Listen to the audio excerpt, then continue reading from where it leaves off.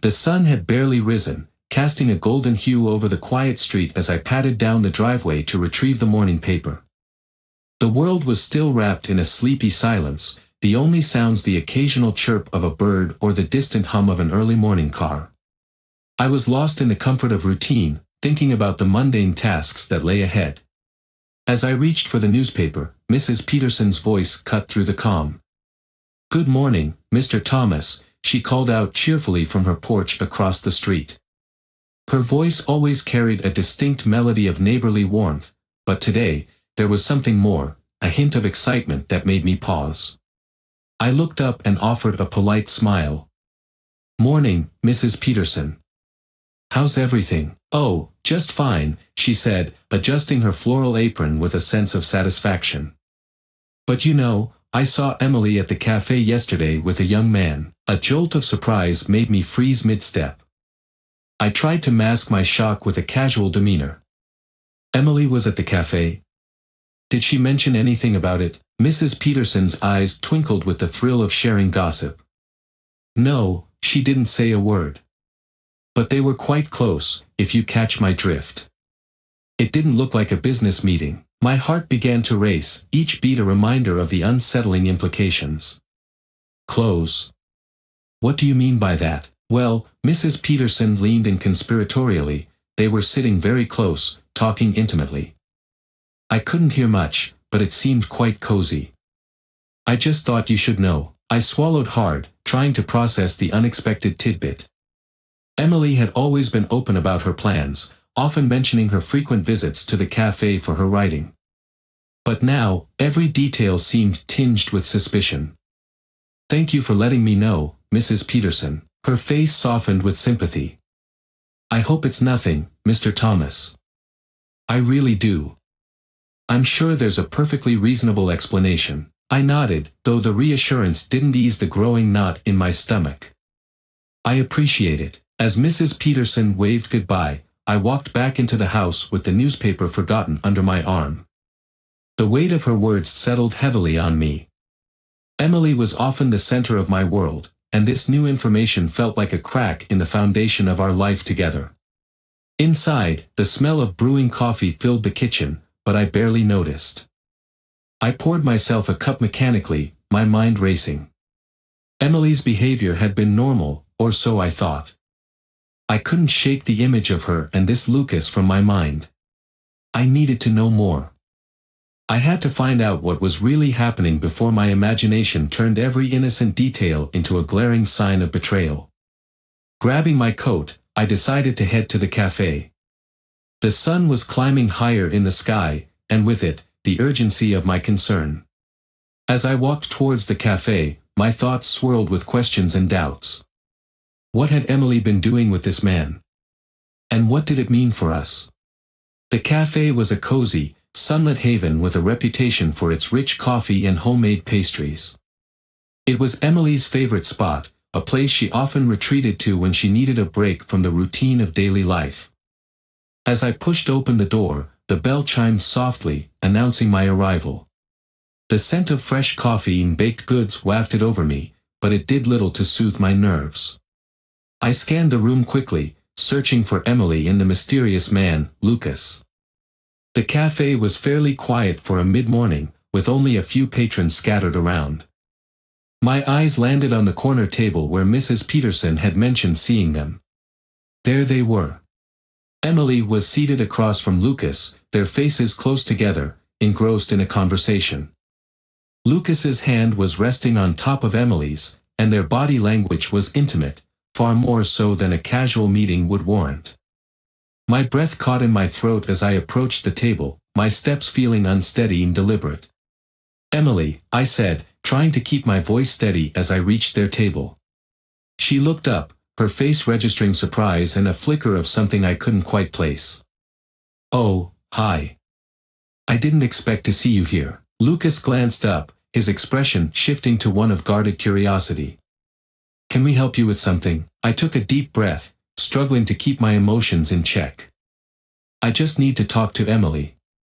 "It's important." Emily's eyes darted between me and Lucas, and I could see the tension in her posture.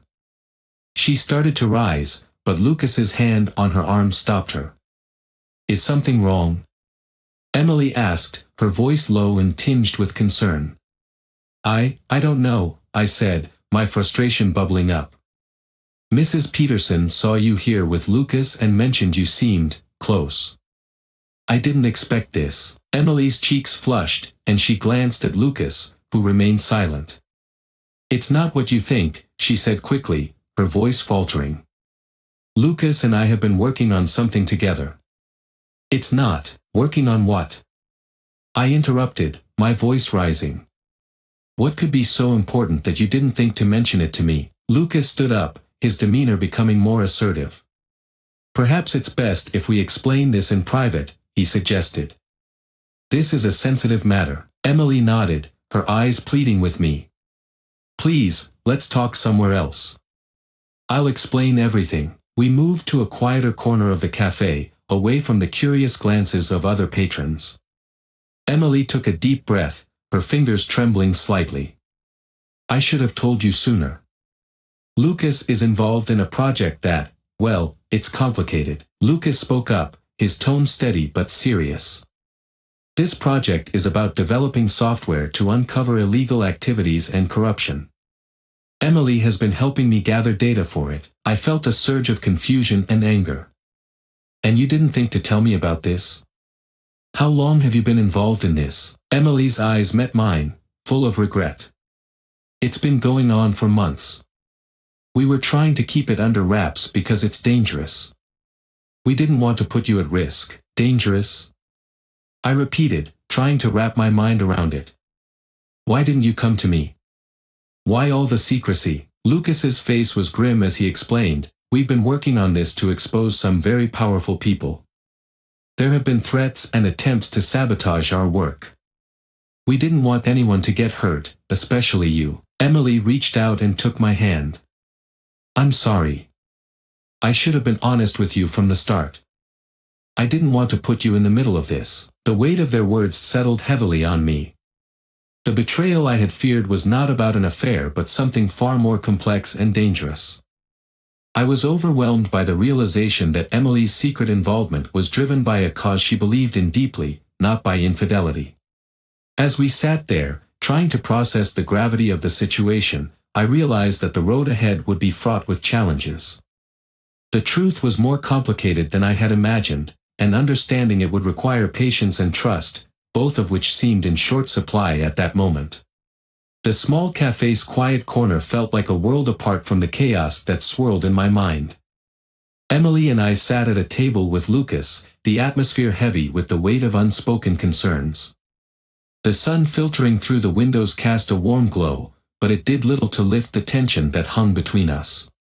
Lucas took a deep breath, his expression serious. "Look, I know this is a lot to take in. Let me explain in more detail. Emily, why don't you start?" Emily nodded, her gaze shifting nervously between Lucas and me.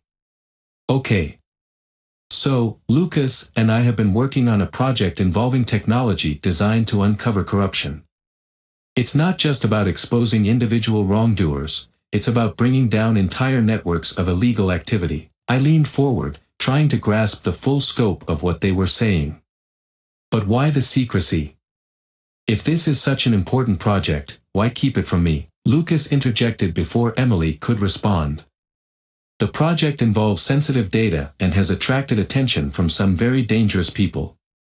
We've received threats, and we've had to take measures to protect ourselves and the information we're working with." Emily's voice was barely above a whisper as she added, "We were trying to keep you out of it to keep you safe. Lucas thought it was better if you didn't know anything, especially since we've been getting closer to revealing something big." I ran a hand through my hair, the frustration and confusion mingling in a storm of emotions.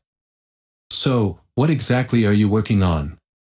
What have you discovered?" Lucas looked at Emily, who gave a slight nod. "We've been developing software that can analyze vast amounts of data from various sources. It helps identify patterns of corruption and illegal activities that aren't immediately obvious. But it's not just about identifying these activities, it's about gathering solid evidence to support legal actions against those involved." Emily continued, "We've been gathering data from various sources, including leaked documents and insider information. It's been a lot of work, and the project has grown more complicated and dangerous than we anticipated. I took a deep breath, trying to absorb everything they were saying. This sounds like a massive undertaking. But why didn't you just tell me? Why did you have to hide everything? Emily's eyes filled with tears as she reached across the table, her hand trembling. I didn't want to worry you. I thought if you knew, you'd be caught in the crossfire. I was afraid for your safety, and I didn't want you to be involved in this dangerous game. Lucas's expression softened as he looked at Emily. We've been working under tight security measures, trying to keep everything contained. It was never our intention to deceive you. But the threats we've faced have made it clear that we can't afford any slip-ups. I glanced around the cafe, trying to make sense of the gravity of their situation. So, what's the next step? What happens now? Lucas took a moment before responding. We're at a critical juncture. We've gathered a substantial amount of evidence, and we're close to exposing some major players. But we need to proceed carefully. We're planning to release our findings soon, but it's crucial that we continue to protect ourselves and the integrity of the data. Emily squeezed my hand, her voice choked with emotion.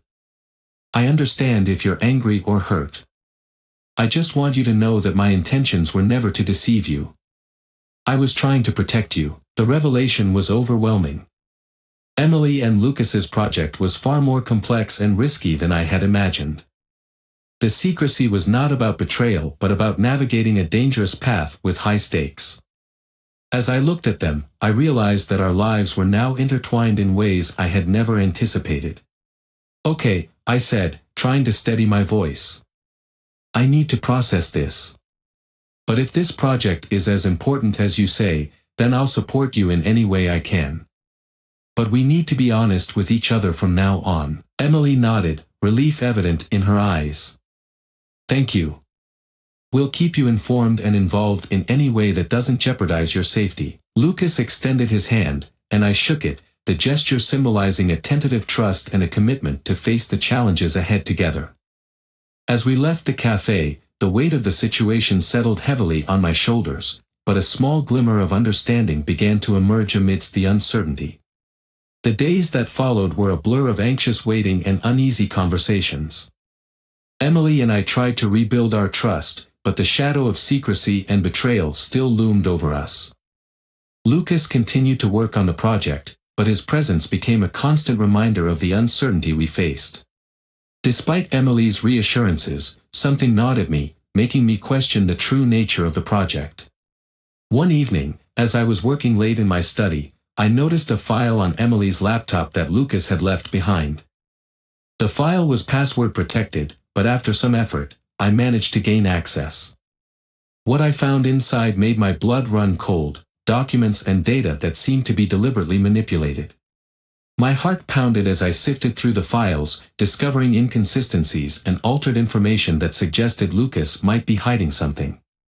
The more I examined, the clearer it became that the project might have been a cover for Lucas's own illicit activities.